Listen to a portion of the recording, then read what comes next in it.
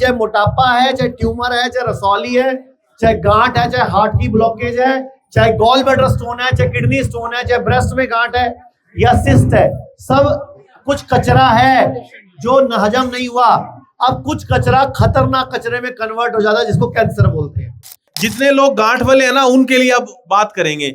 जैसे इनको गांठ है ब्रेस्ट में, जितने भी लोगों को गांठ है वो सुन लो जरा ध्यान से। इनके ब्रेस्ट में गांठ है। आप बताइए कौन कौन हाथ खड़े थे, कहाँ है आपको गांठ है? आंत में आप हैं, ब्रेस्ट में आप हैं, यूट्रस में। अब लेडीज का आमतौर पर एक ही सवाल रहता है, दो जगह गांठ होती है, या उनको यूट्रस में होती है तो बच्चे या ब्रेस्ट में होती है, या ओवरी में होती है या ब्रेस्ट में होती है। कौन कौन आपने कीमो रेडिएशन लिया किसी ने इसमें से? है मेमोग्राफी कराने के बाद फायदा हुआ, कुछ बढ़ गया? मेमोग्राफी कराने के बाद बड़ी हो जाती है गांठ। आपने क्या क्या कराया अब तक? सर मैंने कुछ नहीं कराया, मैं सीधा आयुर्वेद में आई हूँ। एज कितनी है आपकी? मेरी 33। तो क्या हुआ था सबसे पहले? दर्द हुआ था आपको? नहीं, दर्द नहीं हुआ, कुछ मतलब ब्रेस्ट में लम्स था। तो बताया मुझे 2-3 साल से था, वो अब धीरे धीरे साइज बढ़ रहा है। तो सर अब मतलब 2-3 महीने से उसका साइज धीरे धीरे बढ़ गया था। तो सीधा मैं आयुर्वेद में आई हूँ। मैंने कोई मेडिसिन नहीं ली, कोई दवाई नहीं ली, कुछ नहीं। जो गांठ बनती है वो बनती क्यों है पहले सुन लो। आयुर्वेद कहता है सर्वे रोगा अपि मंदागिनी ही अजीर्ण मलिने कुपित मल संचते। मतलब सारे के सारे रोग मंद अग्नि से उत्पन्न होते हैं, यानी कमजोर पेट, कमजोर लीवर, कमजोर पेनक्रियास, कमजोर स्प्लीन, यानी कि खाना ढंग से हजम नहीं होना, मेटाबॉलिज्म स्लो होना और आपकी अग्नि कमजोर होना, यानी कि खाना हजम नहीं हो रहा जो खाया।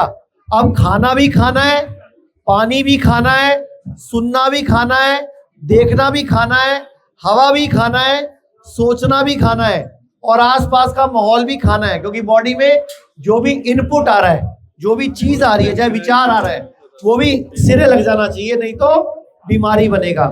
तो क्या बोला? सर्वे रोगापि मंदग्नि ही अजीर्ण मलिने कुपित मल संचते। मतलब इंडाइजेशन हो जाएगा, अपच हो जाएगा और मल जो हजम नहीं हुआ वही संचय हो जाएगा। किसी की ब्रेस्ट में हो जाएगा तो ब्रेस्ट में गांठ, आप बोलोगे ब्रेस्ट में कैंसर। किसी के ब्रेन में हो गया, आप बोलोगे ब्रेन ट्यूमर। हम बोलेंगे ना, ब्रेन में कुपित मल संचय।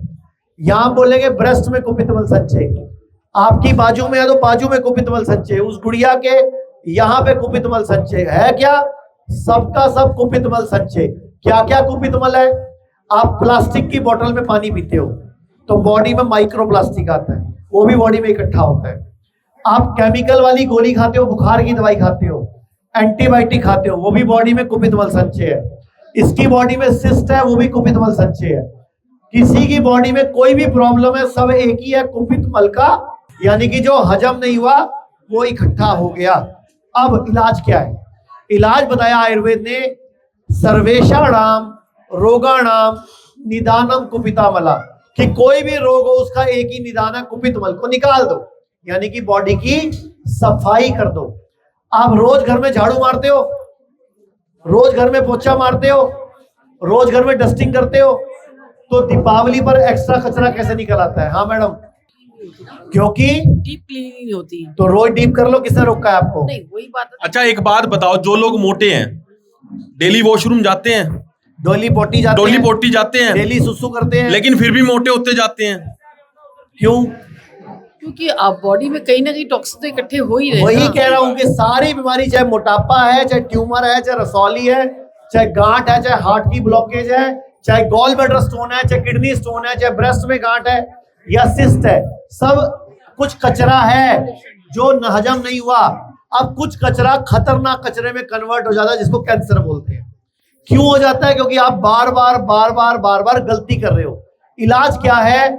हजारों साल पहले डॉक्टरों ने बोला था, हमारे वैद्य चरक ऋषि ने किताब लिखी थी, चरक संहिता, उसमें पंचकर्म लिखा था कि बॉडी को डिटॉक्स कराओ। वमन, विरेचन, बस्ती, नस्यम और रक्त मोक्षण। जिंदगी में बीमार नहीं पड़ोगे। तो कोई मर्जी बीमारी हो, आपको हर साल 6 महीने बाद पंचकर्म कराना है। इस जन्म में कभी डॉक्टरों की जरूरत ही नहीं पड़ेगी। आप बीमार ही नहीं पड़ोगे। लोग कहते हैं आयुर्वेद गंभीर बीमारियों का इलाज नहीं कर सकता, लेकिन अगर पूरे भारत में कोई गंभीर बीमारी से परेशान है तो आयुर्वेद को ट्राई करने तो आ सकते हो ना, पंचकर्मा करा सकते हो, नुकसान तो कुछ होगा नहीं, लेकिन बॉडी हील कर गई तो जिंदगी आपकी बन जाएगी। और सभी प्रकार के हेल्थ इंश्योरेंस हमारे 120 सेंटरों पर चलते हैं।